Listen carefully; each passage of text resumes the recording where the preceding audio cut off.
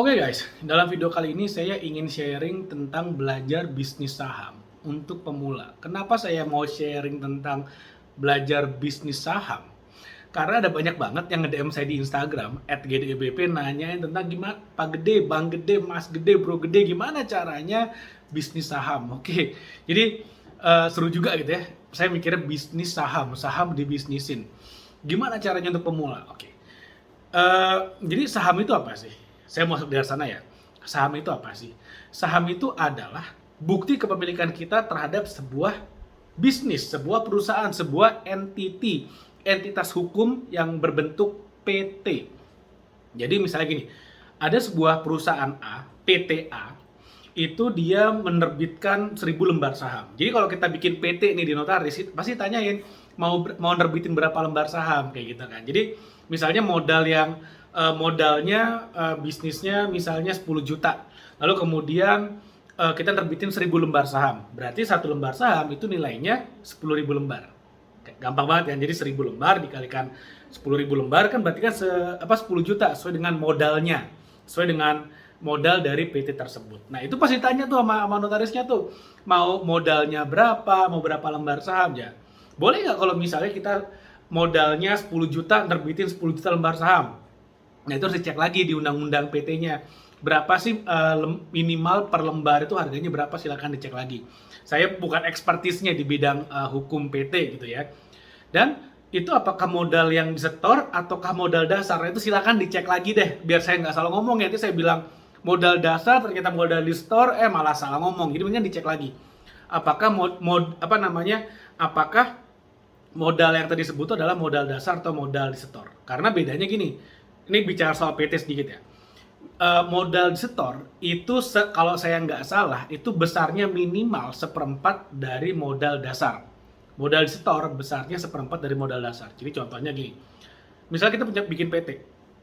Notaris nanya, modal dasarnya berapa? Misal kita bilang modal dasarnya 50 juta.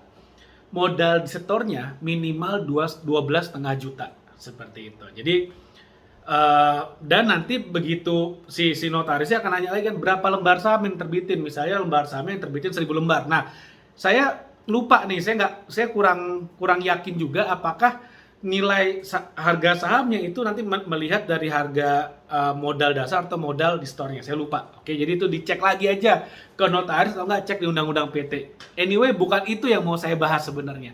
Tapi seperti pertanyaan di awal, gimana caranya bisnis saham untuk pemula?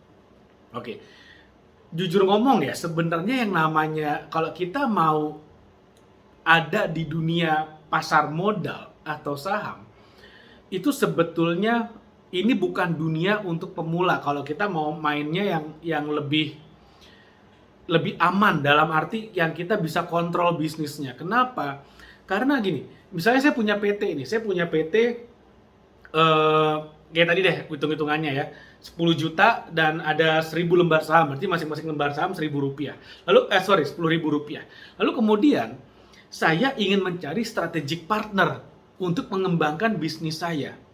Yang mana nanti bisa dua nih skemanya. Bisa dua skemanya yang saya berikan sebagai pemilik perusahaan aslinya ya. Bisa saya terbitin lembar saham baru. Misalnya dari 1000 lembar saham, misalnya saya megang 5.000 dan saya punya partner megang dari 1000 lembar saham saya megang 500, partner saya megang 500 lembar. Oke, jadi sekali lagi ya, biar nggak bingung nih, nilai sahamnya, nilai perusahaannya 10 juta, valuasinya 10 juta, ada 1000 lembar saham. Dari 1000 lembar saham itu saya megang 500, saya punya partner megang 500. Ada orang ketiga mau masuk nih ke PT saya nih. Orang ketiga ini sebagai strategic partner kita lah. Nah, ada dua cara untuk memfasilitasi dia masuk.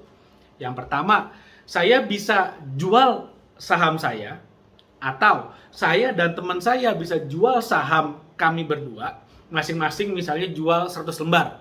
Saya megang 500, jual 100, partner saya megang 500, jual 100. Jadi kami masing-masing akan megang 400. Orang yang baru masuk, si strategic partner yang baru masuk akan megang 200. Jadi lembar saham tetap 1000 rupiah, tetap 1000 lembar. Oke. Jadi kepemilikannya saya tinggal 40%, tadinya kan 50-50 nih, 500-500, 500 lembar, 500 lembar, 50%, 50%. Sekarang saya megang 400 lembar atau 40%, teman saya megang 40% atau 400 lembar, orang yang baru masuk dia megang 200 lembar atau 20%. Cara pertama, kita lepas lembar saham. Cara kedua, kita nerbitin lembar saham baru. Tadinya ada 1000 lembar. Jadi saya megang 500, partner saya megang 500. Cara kedua adalah kita nerbitin lembar saham baru. Nah, dia masuk, setor modal dong. Dia transfer uang ke PT, dia masuk, dia dapat lembar saham baru. Jadi pemilik ownership saya tetap 500, partner saya tetap 500. Nah, sekarang berapa ini yang diterbitin untuk si orang baru? Misalnya kita nerbitin 500 lembar saham baru nih untuk si orang baru. Artinya sekarang ada 1.500 lembar saham.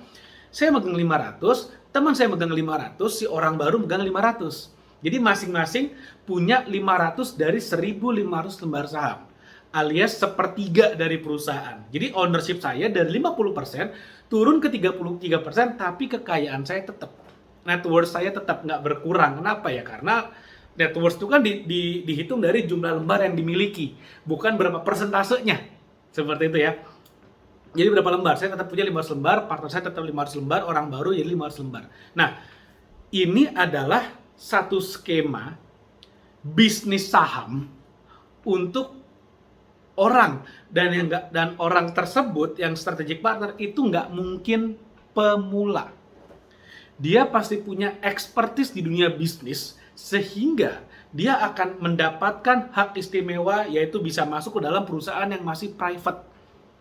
Apa untungnya dia masuk ke perusahaan yang masih private? Ya, kalau dia punya lembar saham 33% kayak tadi, ya dia berhak naruh direktur, dia punya saham yang lumayan mayoritas lah dibandingkan kami berdua. Jadi benar-benar sama, setara nih. Dia bisa ngambil keputusan-keputusan penting dalam perusahaan, dia bisa ngambil keputusan penting juga dalam RUPS. Kalau dia bisa mengajak saya atau partner saya untuk mendukung idenya di dalam RUPS, ya dia udah jadi pemegang saham mayoritas. Karena saya atau teman saya kalau ikut sama dia, lalu mendukung keputusan yang dia bikin, lalu kemudian kita voting, ya salah satu dari kami pasti kalah karena mayoritasnya ada di pemegang saham yang baru tadi. Jadi ini adalah satu skema yang hanya bisa dimiliki oleh orang yang udah punya expertise dalam dunia bisnis. Jadi kalau pemula itu nggak mungkin bisa masuk ke dalam skema yang seperti ini. Nggak mungkin bisa. Karena memang bukan untuk pemula. Dan pemula itu pasti nggak akan pernah diundang untuk ikutan invest ke dalam sebuah startup yang lagi berkembang, bisnis yang lagi berkembang. Pemula itu nanti adanya di ketika sudah IPO. Ketika satu perusahaan sudah IPO, ya misalnya satu perusahaan melantai di bursa, go public, sehingga publik masyarakat umum itu bisa memiliki sahamnya. Nah, di sanalah pemula bisa masuk tuh. Kalau misalnya kayak itu atau disebut juga sebagai secondary market. Tapi kalau primary market itu pemula nggak bisa.